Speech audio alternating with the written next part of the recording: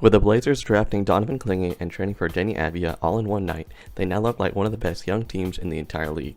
Adding on to a good young core of players, the Blazers are starting off the rebuild in the right direction. The Blazers were the third youngest team last year with an average age of 24.2 years old, and they have gotten even younger after the draft. With the potential to trade the other veterans on their roster and more assets for the Blazers to acquire, they have a bright future ahead.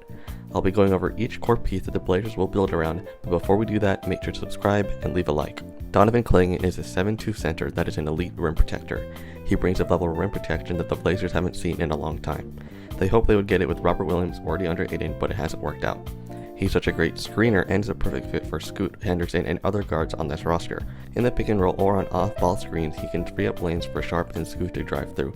He gives two of the most athletic guards in the game free lanes to drive to the rim. For his offensive game, he doesn't have much, really just a lob threat and a paint worker.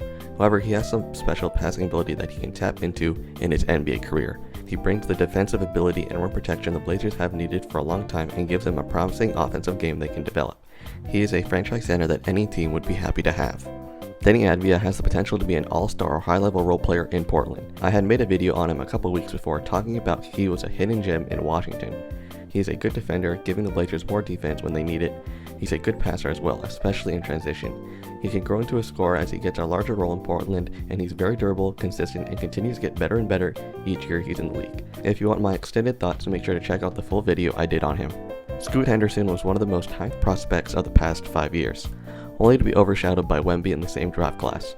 However, Scoot did not have a good rookie year and had a terrible start to the season, but he picked it up late in the season in hopes of having a better sophomore season.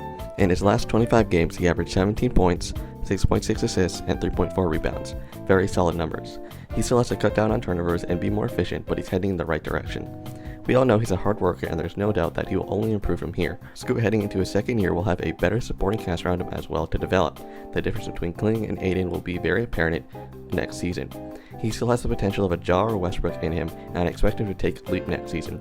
As he continues to grow, he will deliver to being the franchise guy for the Blazers as he is just 20 years old. When talking about high-flying guards, there might be no one more athletic than Shaedon Sharpe. Sharpe had a solid rookie year but looked to make a jump last season. Injuries prevented him from breaking out, but he is primed to do it next year. He already has a collection of posters in just 2 short years and is one of the most athletic athletes the league has ever seen. He has a bunch of potential that he can still tap into, as he is just 21. His 7-foot wingspan and his athletic ability can turn him into a very good defender in the league, and he could be one of the best 3-and-D role players in the league.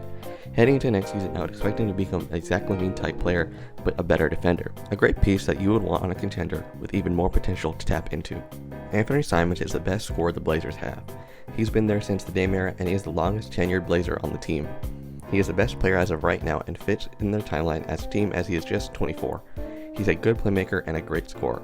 He is also very efficient and a good shooter, especially from the free throw line. He has true all-star potential and can be a great number 3 or grow into a number 2 heading into the future for this Blazer team. He forms a great young duo with Scoot Henderson, and he could be the best 6th man in the NBA as well. He has true star potential and can be the Blazers' best player next year. I could see him jumping into the MIP race alongside Denny, as I picked them to be in the race last year as well. However, without an injury to start the season, Simons could average 27 points a game and keep his playmaking intact. He's a valuable asset for the Blazers and can be their number 2 or 3 in the future for this contending Blazers team. As for the rest of the roster, there are some good young pieces that played well last season. Chris Murray, brother of Keegan Murray, can develop into a good bench piece into the future as he played well his rookie year. Rupor and Tamani Kamara can turn into good rotational players for the Blazers in the future. All these players are under 24, fitting the timeline of their rebuild. DeAndre Ayton and Robert Williams are still good young players, however with the pick of Clingan, they could be on their way out. Robert Williams had some trouble staying healthy his entire career, but is one of the best defenders in the league when healthy. If the Blazers don't want to keep him, they can flip him to a contender in the offseason or trade him in the trade deadline for picks and assets. Same thing for DeAndre Ayton, they can flip him to a playoff team for picks. However, the most valuable asset on their team is Jeremy Grant, who is a great role player for any contender. They could get 2 future firsts for him and a young asset. The Trailblazers have the flexibility and assets to continue to gain more draft picks and young players to surround their core. Now you may be asking, I just listed a bunch of young players that can be great number 2s or 3s and elite role players, but who would be their number 1 guy?